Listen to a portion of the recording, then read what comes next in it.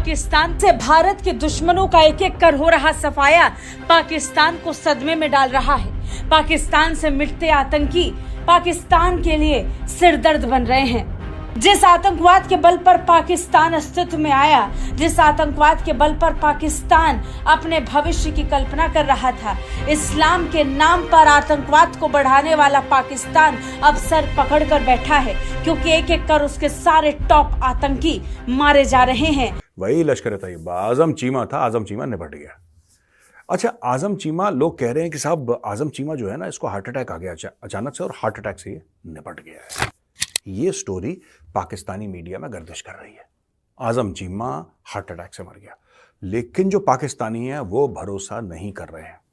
वो कह रहे हैं हार्ट अटैक से नहीं मरा है, इसको हार्ट अटैक नहीं हुआ है, इसको कुछ दवाई दे दी है, कोई सिरिंज मार दी है, कोई इंजेक्शन दे दिया है, और ये वही अज्ञात लोग हैं। नमस्कार दोस्तों, चैनल पर आपका हार्दिक अभिनंदन है।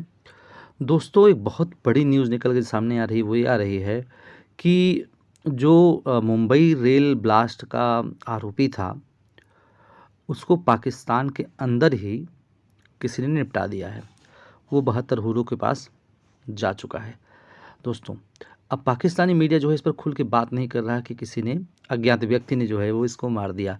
अब वो ये कोशिश कर रहे हैं दिखाने की इसको तो हार्ट अटैक आया और ये निपट गया। लेकिन दोस्तों, जो अब न्यूज़ निकल के आ रही हैं वेरियस सोर्सेज से और गवर्नमेंट अथॉरिटीज़ से भी जो सोर्सेज हैं उनसे निकल के आ रही हैं, जो उनसे यही पता चल रहा है कि किसी ने उसको टपका दिया पाकिस्तान में जाकर के। दोस्तों, अब पाकिस्तानी को समझ नहीं आ रहा है कि जो जितने इंडिया के दुश्मन हैं जो पाकिस्तान में छुपे बैठे हैं, एक एक करके सभी टपकाए जा रहे हैं।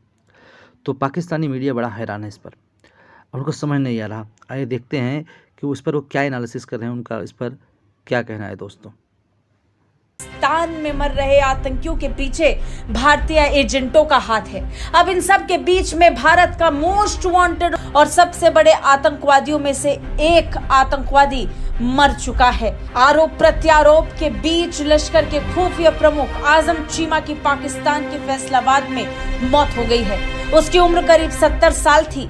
इसके बाद पाकिस्तान के जिहादी हलकों में फिर से अटकलें तेज हो गई हैं। चीमा की मौत की खबर सामने आते ही भारतीय एजेंसियों के दावे को बल मिल गया, जिसमें कहा जाता है कि पाकिस्तान में कई आतंकवादी मौजूद हैं।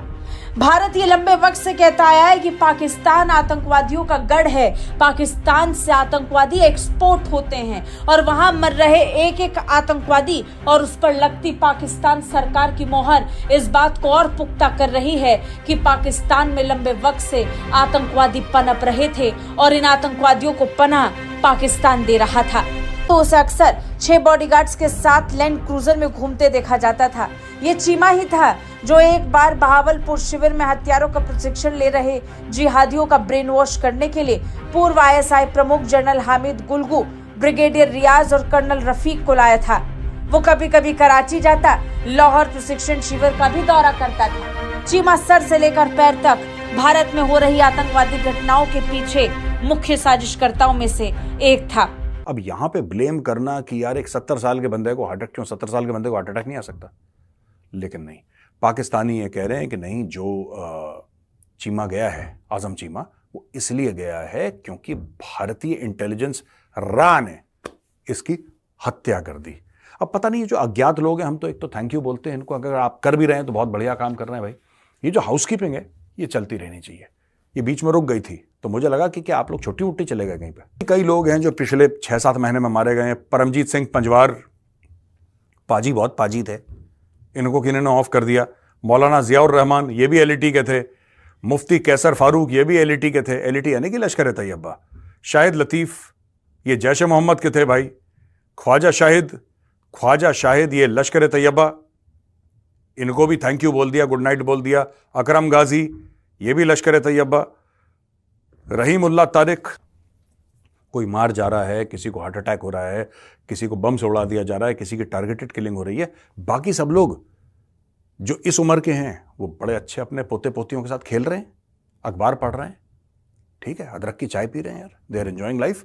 और यहाँ पे जो जो लश्कर और जैश के साथ था वो टपक रहा है, या जो भी खालिस्तानी वहाँ पे 2-3 थे वो टपक रहे हैं।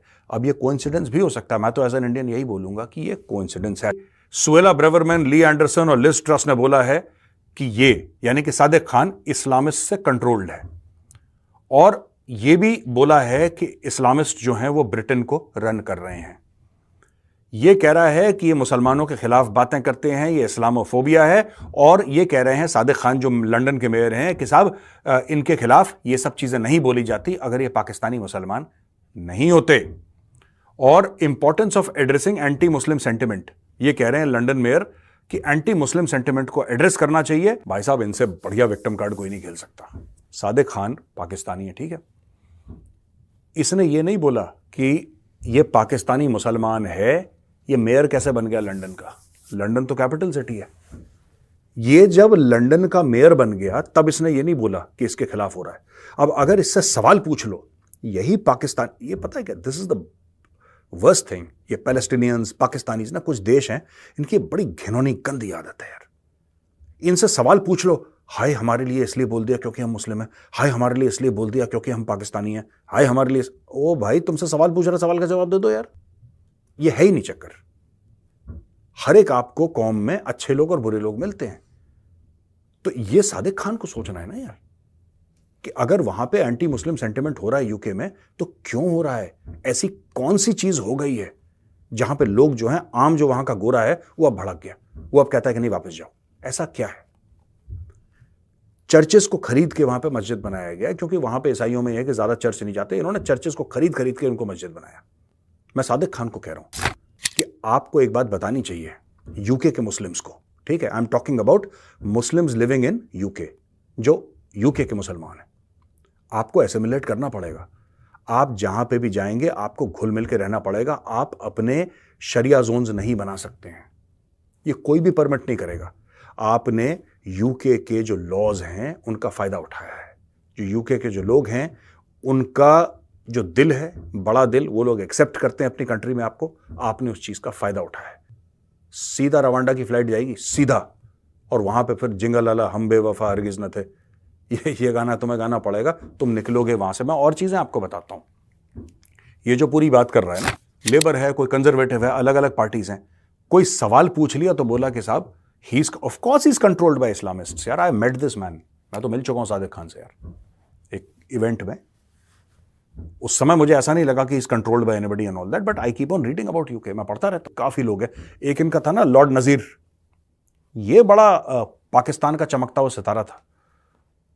he was a lifetime peer and he was Lord Nazir, उसको लॉर्ड की टाइटल दे रखी थी वहां पे।